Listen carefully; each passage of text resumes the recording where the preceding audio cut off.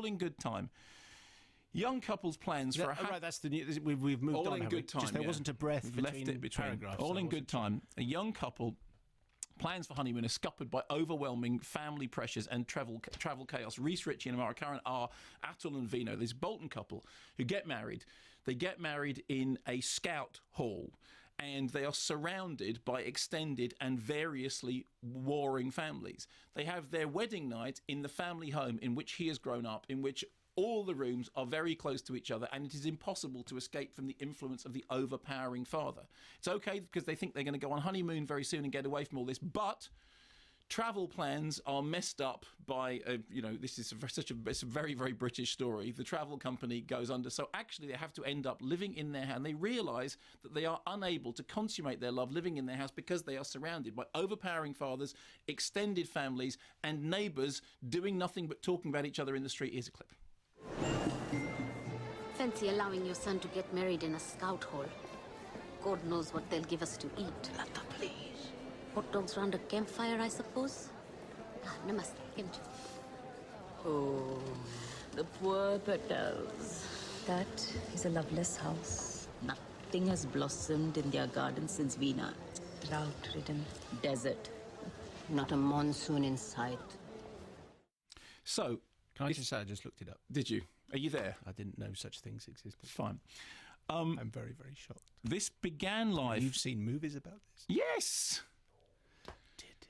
Carry on. Mitchell Lichtenstein. I think Mitchell Lichtenstein is Roy Lichtenstein's son. I think that's right. Anyway, began life as a stage play by Bill Norton, who I think wrote Alfie, which was later filmed as In the Family Way, for which Paul McCartney produced the soundtrack in the 1960s. Then Ayub Khan-Din saw it on a wet Saturday afternoon matinee screening on BBC Two and recognised similarities between the overpowering father playing it and his own father, apparently. Years later, this is according to the production notes, according to what he says about it, years later he was at BAFTA, an event celebrating the work of John Mills, saw an excerpt of The Family Way, thought that really still chimes, still works. And he then adapted it into a play called Rafter After for the National Theatre, which he called the Asian version of the play. It won an Olivier Award for Best New Comedy. There's a lovely... And it's then been since adapted back to the screen as All in Good Time. There is a quote which is lovely for me, which says, "As a writer, you sometimes come across a piece of work that leaves such an indelible mark on your life that it makes you think, I wish I'd written that. Well, luckily for me, in getting to adapt this great piece of work, it's allowed me to have done so." So there is this sort of strange history of this thing, play, film, going on, okay?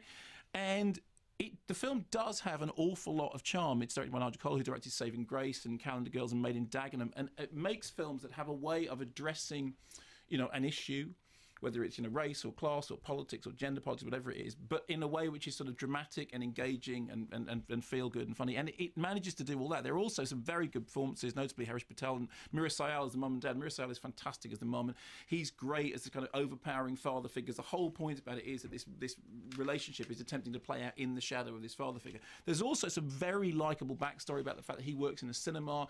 He's not even a projectionist. He's an assistant projectionist. And clearly, at the point that this was written, I think it was just before the great decline in projectionists happened. At least I imagine it was. But it's just the idea that you're not just a projectionist, which means that you're a dinosaur, but you're an assistant projectionist, which is not even a projectionist. So all that there probably aren't any of those. Any projectionists left? No, like assistant projectionists. You either are one or you're not. No, we should take this opportunity and say Dave Norris, the magnificent Dave Norris, the last projectionist standing. I think this is the last day of his work at the Empire. He's moving on to do a projection somewhere else. The Empire in London. The Empire in London, yes. And he was been known for ages and ages as the last projectionist standing. I think the longest standing West End projectionist.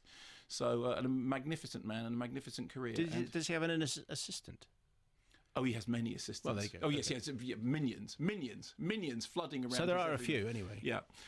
The problems with the film are, at times, the comedy is a little too broad for my liking. I mean, almost falling into the carry-on mode, which is not something I'm kind of completely crazy about, but I understand it's to do with, it's making it very mainstream, and that's absolutely fine. But it's a little too broad and a little too mainstream for my liking. There's also a weird thing about... There's a subplot in the background which about halfway through sort of looms into view in this sort of strange way. You think, there's something quite disruptive is about to happen here. The film is about to deal with a very kind of complicated issue, and then it sort of never quite does, and it's not entirely sure. And then when things finally get wrapped up, they get wrapped up rather too neatly. So all the time I was watching it, I kept thinking, I like these characters, I like the idea of the story, and I like the general feel of the movie, which is that it's playing to a very broad audience, and it is dealing with, it's dealing with marriage and with culture clashes and with financial problems and, with real characters you could really believe in. And it clearly has, the play was a huge hit, and there are certain, moments when it really strikes chords. In the screening that I was in, there were certain things that really made people laugh. Oh yes, I exactly recognise that situation. I exactly recognise that. That was fine. And that is something that Nigel does very, very well. I don't think it's great. I think it's funny that it has its roots in being seen on a wet Saturday afternoon screening on BBC Two, a matinee screening on BBC Two. And as I was watching it, I was kind of thinking, well, that's kind of probably the ideal way of seeing it. It's the sort of thing that when it turns up on television, you'd look at it and actually be rather charmed by it. It has this kind of East is in the background, and, all those things come together. But in the end, it's not great, it's perfectly fine, and I smiled through it, and I liked it. And I'm sure that when it turns up on television, I will like it more. I think I wanted more from it. But I don't understand why you'll enjoy it more on telly. Because it's one of those things that if you were sort of, the way you stumble across matinee screenings on television, maybe you don't do it anymore. But I think a lot of people... Television on in the afternoon? Yeah. I don't think I've done that since... No, exactly. Since when you were a kid, when the football's on, yeah. You never did that thing about you were at home and you had maybe not, but you were at home and you turned on the television. There was a 2:30 screening of some film. It'd be Ice Cold in Alex or something, and you'd start watching it because you're actually building shelves or something, and then you'd end up watching it. No, I think if you watch TV in the afternoon, you're a waster, really. Yeah, well, I'm not doing it now. I haven't, I barely watch television at all. I've always thought that I was a waster.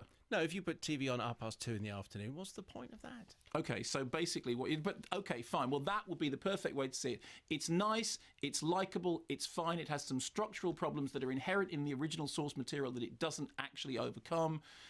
I wanted it to be more than nice and likeable because because I love films like Made in Dagenham, but it's perfectly fine and likeable, but no more than that. But yeah, I'm sure that it's the kind of thing that if you stumbled across it on a wet Saturday afternoon, you'd go, actually, this is really rather charming. In the same way that I was given a DVD of Saving Grace, and I sort of bumbled into it at about 4 o'clock on a Wednesday, and actually thought, oh, this is rather charming. So if the weather outside is terrible, you've got nothing else to do, this might be a pleasant way of passing an hour and a half. Yeah, that makes it sound less enthusiastic than I am about it. I'm more enthusiastic than that, but yes.